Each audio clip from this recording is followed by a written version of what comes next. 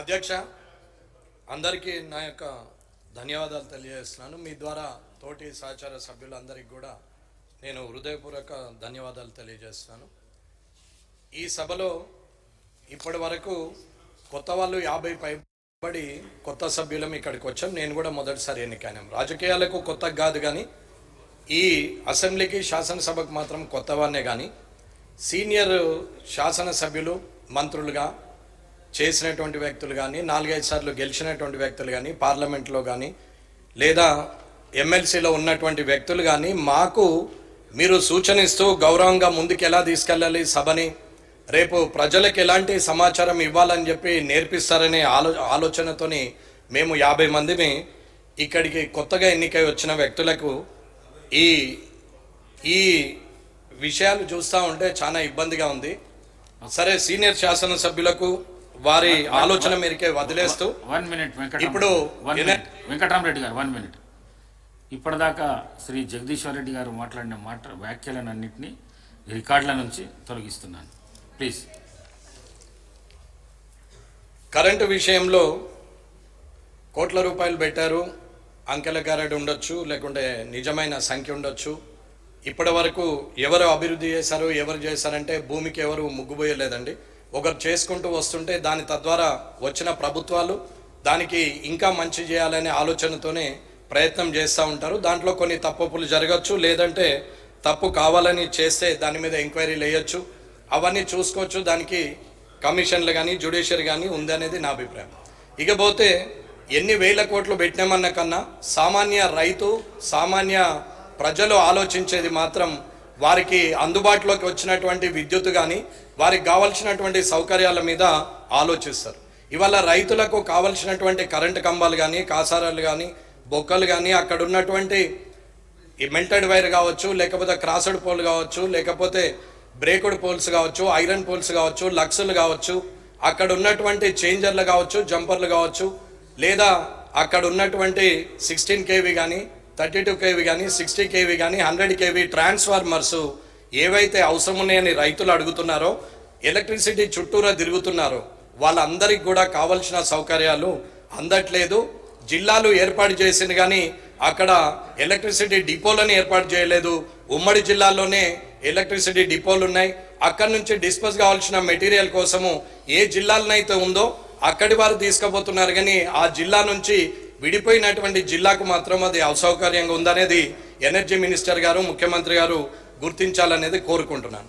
అలాగే ఇప్పటి వరకు జరిగినటువంటి సమస్యలలో కూడా ఒక రైతు ఓవర్లోడ్ ఉంది, ఈ ట్రాన్స్ఫార్మర్ నాకు కావాలని డీడీలు కట్టి వారు పంపిస్తే ఇప్పటి వరకు రైతులకు ఆ ట్రాన్స్ఫార్మర్లు వచ్చే పరిస్థితి లేదు.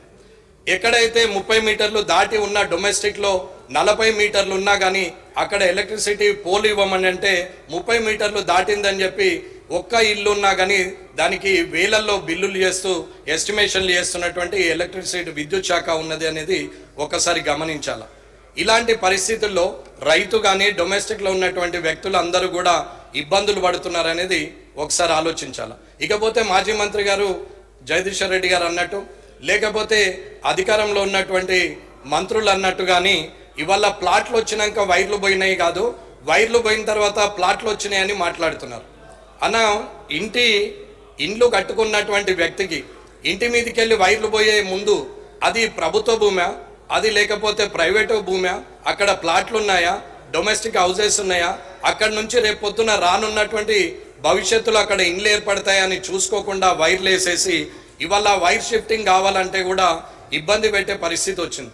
ఇప్పుడు 33 kV లైను ఏదైతే ఉన్నదో ఆ లైను కొన్ని కామారెడ్డిలోనే కాదు అన్ని పట్టణాల్లో కూడా ఎన్నో ఇండ్లపై నుంచి ఆ లైన్లు పోతా ఉన్నాయి. ఆ లైన్లు పోయినప్పుడు 2 అంతరాలు కట్టి పర్మిషన్ మున్సిపాలిటీ వాళ్ళు ఇస్తున్నారు, 3 floors కట్టినా మున్సిపాలిటీ వారు పర్మిషన్ ఇస్తున్నారు. పర్మిషన్ ఇచ్చినప్పుడు అక్కడ వైర్లు ఉన్నాయని పర్మిషన్ ఇవ్వకుండా మున్సిపాలిటీ వారు చూడరు, లేకపోతే పర్మిషన్ ఇచ్చిన తర్వాత కట్టుకొని యాక్సిడెంట్ అయ్యి ఎందరో చనిపోయే పరిస్థితికి వచ్చింది.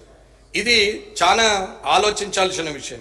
ఎగ్జాంపుల్, ఇప్పుడు కామారెడ్డిలోనే కనీసము 200-300 ఇండ్లు, అంటే 200 పైబడి ఉన్నటువంటి ఇండ్ల మీద నుంచి 33 kV లైన్ పోతా ఉంటే అక్కడ ఇప్పటికే కనీసం ఒక 50 మంది చనిపోయిన సందర్భం ఉన్నది. అది గత 20 సంవత్సరాలుగా అక్కడ జరుగుతూ ఉన్నది. అది ఆ లైన్ షిఫ్టింగ్ చేయాలనే ఆలోచన కూడా ఎక్కడ చేయట్లేదు. అది ఎగ్జాంపుల్ కామారెడ్డి చెప్పినాం, కానీ అది ఇక్కడ ఉన్న మంత్రుల టౌన్లలో కావచ్చు, వారి నియోజకవర్గాల్లో కావచ్చు, మీ నియోజకవర్గంలో కూడా కావచ్చు అనేది నా అభిప్రాయం. ఇది అంతటా ఉంది, అది మార్చాల్సిన అవసరం ఉన్నది. అది చేయకుండా ఇవాళ ట్రాన్స్ఫార్మర్స్ ఇవ్వకుండా, ఓవర్లోడ్ కన్వర్జన్ చేయకుండా, దాన్ని సరిదిద్దకుండా ఇవాళ 100 kV మీద ఎన్ని మోటార్లు నడవాలి, అది 60 kV మీద ఎన్ని మోటార్లు నడవాలనేది చూడకుండా సంవత్సరాలుగా ట్రాన్స్ఫార్మర్స్ రాకుండా డీడీలు కట్టిన తర్వాత ఒక్క సంవత్సరానికో 6 నెలలకో అవి రావడం జరుగుతున్నది. కాబట్టి ఇవన్నీ గౌరవ విద్యుత్ శాఖ మంత్రి గారు విక్రమార్క గారు కొంచెం చూడాలని, భట్టి గారు చూడాలనేది నా ఆలోచన. పోయిన ప్రభుత్వంలో వారు చేసినంత వరకు చేయొచ్చు, కానీ ఇప్పుడు ఉన్నటువంటి సమస్యలు, ఇప్పుడైతే నేను ఏదైతే చెప్పినటువంటి సమస్యలు ఉన్నాయో అవన్నీ సరిదిద్దాలి త్వరలోనే అనేది నేను సభాముఖంగా మీ ద్వారా తెలియజేస్తున్నాను. అట్లాగే ఇక్కడ ఉన్నటువంటి అన్మాన్డ్ ఉద్యోగులని, అంటే మనం ఎంత పెద్ద పని చేసినా, ఏది చేసినా, ఎన్ని కోట్లు పెట్టి ఏం చేసినా ప్రజలు ఫైనల్గా అర్థం చేసుకునేది వారికి అందినటువంటి సౌకర్యాన్ని. ఆ సౌకర్యానికి పనిచేసేది కింది స్థాయిలో ఉన్న ఉద్యోగస్తులు అనేది నా అభిప్రాయం. ఆ ఉద్యోగస్తుల్లో అన్మాన్డ్ ఉద్యోగులు అని చెప్పేసి వాళ్ళ పేరు పెట్టి 11,000 జీతానికి గత 15-20 సంవత్సరాలుగా పని చేపిస్తూ పోతున్నారు. వాళ్ళని ఇప్పటి వరకు గుర్తించినటువంటిది లేదు. కానీ ఇది ఎస్పీడీసీఎల్లో మాత్రం వాళ్ళని ఆర్టిజన్స్గా గుర్తించారు, కానీ ఇవాళ ఎన్పీడీసీఎల్లో మాత్రము వాళ్ళను గుర్తించలేదు. మిగిలిపోయిన ఉద్యోగులు ఉన్నారు. ఇప్పుడు ఉన్నటువంటి మాజీ ముఖ్యమంత్రి గారు, అప్పుడు ముఖ్యమంత్రి ఉన్న కేసీఆర్ గారు ఆ రోజు ప్రభాకర్ రావు గారికి చెప్పారు, సీఎండి గారికి, వీరికి చేతి నిండా పని, కడుపు నిండా తిండి ఇవ్వండి, వీళ్ళని కూడా గుర్తించండి అని చెప్పారని చెప్పి అక్కడ వారు ఉద్యోగులు మొరబెట్టుకుంటా ఉన్నారు. అయినా ఇప్పటి వరకు వాళ్ళను కనీసం గుర్తించింది లేదు, వాళ్ళని తీసుకున్నది లేదు. అన్మాన్డ్ ఉద్యోగులను కూడా ప్రభుత్వం వారు ఈసారైనా చూసి గత ప్రభుత్వం చేసిన తప్పుల నుంచి అది సరిదిద్ది వారి జీవితాలను వెలుగులు నింపాలి, వారి కుటుంబ సభ్యులు సంతోషంగా ఉండేటట్టు చూడాలనేది నా ఆలోచన.